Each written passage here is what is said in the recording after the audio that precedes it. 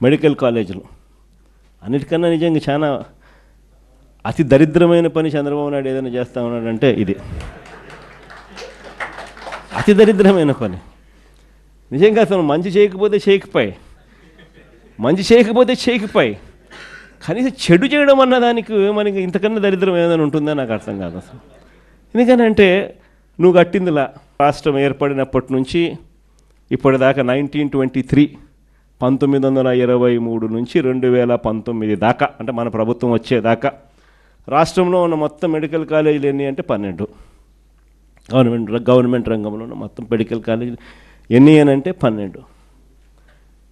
ఈ 12 కాలేజీలకు చంద్రబాబు నాయుడు చేసింది 0. రాష్ట్రంలో ఉన్న మెడికల్ కాలేజీలు ఎన్ని అంటే గవర్నమెంట్ 12.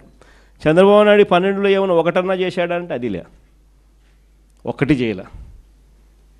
మనం వచ్చిన తర్వాత ఏకంగా 5 ఏళ్లలో కోవిడ్ ఉన్నా కూడా 2 సంవత్సరాలు 5 ఏళ్లలో ఏకంగా 17 మెడికల్ కాలేజీలు మనం తీసుకొచ్చే కార్యక్రమం చేస్తాం.